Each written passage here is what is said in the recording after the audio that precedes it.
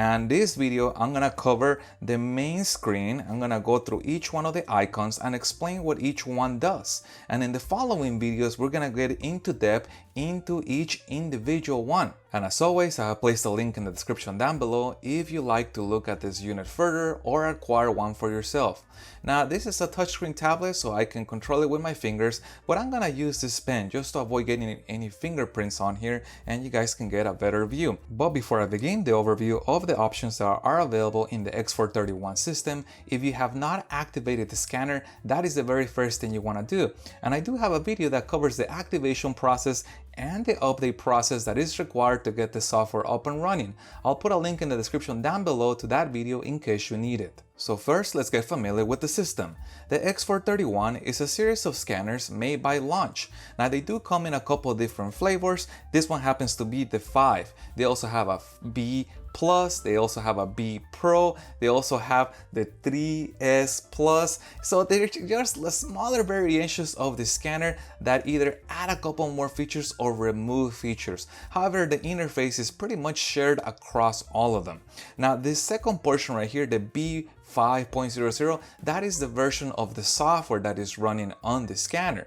So when I acquired the scanner, it came with B4.0, but because I got the updates, now I'm in B5.00014. And we'll start with the very first option right here. And as you can see, this is the largest of all the options in here. And that is because this is going to be the most common used option. The scanner is going to run a full health check on the car, and it's going to pull not only the codes from the computer, but it's also going to pull codes from any other computers that are in the car, such as the ABS computer, or perhaps the transmission computer, or codes from the airbag system. And the advantage of doing the intelligent diagnose is that the scanner is going to pull the VIN number from the car, which allows it to pull not only the make and model, but also the year. And that's how it can give you something that's a little better than a generic readout of the car. It can give you something that's a little bit more specific to the car and brand that you have. But what about if we wanted to manually scan the car?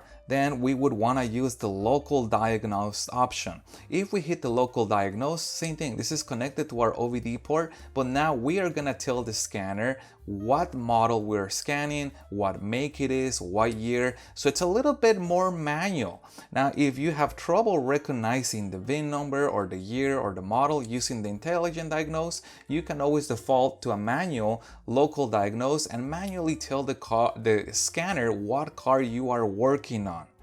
And the next one is going to be diagnostic history. Now, this scanner is going to keep a record of every car that has been tested, which is going to be very helpful if you ever want to refer back to what codes you had when you tested that car and what codes have disappeared or gone away, or what has changed. Especially helpful if you own multiple cars or if you are using this in a shop environment for a business.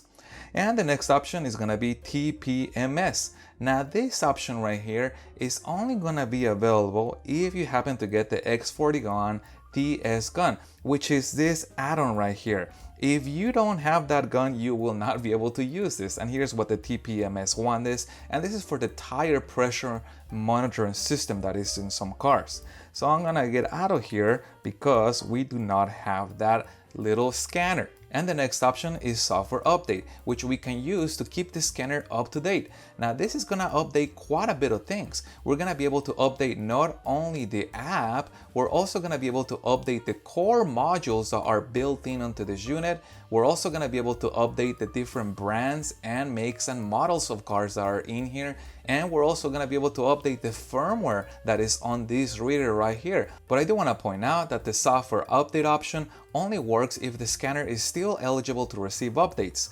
Remember, when we buy these units, they come with a certain number of years of updates. This particular unit came with 2 years. However, I seen that you can buy a 5-year option and you could potentially extend it. Perhaps after 2 years, I choose to keep getting updates. I can pay and extend the lifetime of me being able to receive updates. And the next option is the service function. Now, this function is not really used to diagnose a car. This is used when we service a car. So perhaps we did an oil change on the car and we want to get rid of that light on the dash that is telling people that the oil needs to be changed. We can reset that light with this module.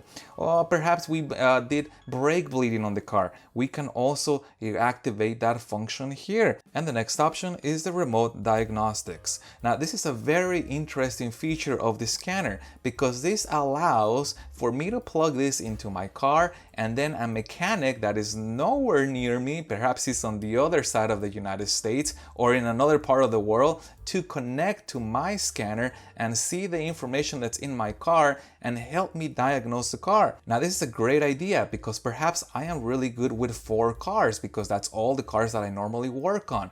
But if all of a sudden I get a BMW and I don't know anything about a BMW, but I know of a mechanic or one of my friends happens to be really good with BMW, I can connect this to my BMW car and that person can remotely log in and have the functionality of being able to diagnose the car and tell me what the issue is. And the next one is going to be feedback. Now this is going to be a great option if we're running into any kind of issues where we need to contact launch and let them know, hey, I ran into this problem. This allows the data that happen in the background to be sent to launch, and they can look at that and see if there is an issue or something that they can update or upgrade. The next option is maintenance. Now this option is a goldmine of information. You have 4 main buttons here, and if we look at the first one, the operating skills, this has every single brand that is supported by the scanner, and if I go inside of that brand, we can see all the different guides that they have for you to repair or service a car.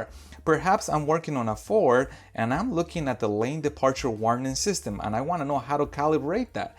There are very detailed instructions in here with pictures and steps that can be used to do that. But let's go back to the front. The next one is going to be DTC help. Now, if we have some kind of engine check engine code, we can go in here manually and look for it. Now, most of the time, this is going to happen automatically because if we connect this scanner to the car, the scanner is automatically going to show us this information.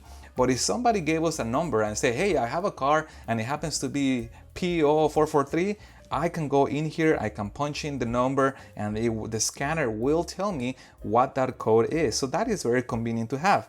The Automotive Technology Handbook is another mini encyclopedia that has more service guides, more service information that can be very helpful if we're diagnosing a car that we are not familiar with. For example, if we're looking at BMW and I am curious about the anti-theft alarm system, well, I can look at that and it will give me information on how that functions. So this is 2 great resources that we have as mechanics to be able to understand how a car functions and what potentially has failed. And finally, the next option is repair case, which again has a little bit more information about some specific system, such as for the Audi, we have instructions on how to do the air suspension matching. So between all those 4 options, the operating skills, Automotive Technology Handbook, DTC help, and the repair case, we have more than enough material. I don't think we'll ever be able to read all of it, but we know if for some reason we run into one of those brands and one of those very specific systems, we are going to have some background information on it. And moving to the bottom portion of the menu, we have Mall Store. Now in the Mall Store, we can purchase additional modules for this scanner that maybe did not come with. And again, this is going to vary depending on what model you bought, what level of software that you bought, and we can also acquire other brands that this scanner may not have, such as if you are working on Teslas, you can go in here and buy the Tesla support. You can also buy the renewal for the updates. Perhaps I ran out of my time that I was eligible to get update, we can buy additional time on here. And the next one is user info, and there's quite a bit of stuff in here. We have the reports of the prior cars that we have tested. We have the ability to manage the VCI. This is the VCI, this little Bluetooth dongle. We can manage it that way. We also have access to what orders did we place. And we can also look at our subscription renewal and change basic things like our profile, change our password, and the main settings of the unit. Finally, we have the other modules. Now inside of here, there's a couple important things. First, we have the video scope. Now this is an add-on that can be acquired for the Launch X431, and that would allow us to feed a small little camera into a tight little space and be able to inspect vehicles that way. We also have full PDF versions of the manual of this little device, which is very handy. The last thing I want to do is be looking for my paper manual. I like to have it directly on my device. We also have frequently asked questions, and we also have the BST360. Now, what is the BST360? Well, this is a battery tester, a Bluetooth battery tester add-on that can be acquired for the X431 that would allow us to run a couple of different tests on our battery. And finally, we have the quick start option, which is gonna guide us through the very initial setup of the scanner, the activation, and very briefly cover how it functions and how we can get it to work. And that completes the overview of the main interface of the X431 scanner. If you guys have any other questions regarding the basic operation of the scanner, please put that in the comments down below. If you found any part of this video helpful, please hit the thumbs up button. And remember, I do have a full series of videos on the X431 scanner, so if you want to learn how to use this tool to its full potential, make sure you guys stay subscribed by hitting the subscribe button down below. Thank you guys for watching, and as always, I'll see you on the next one.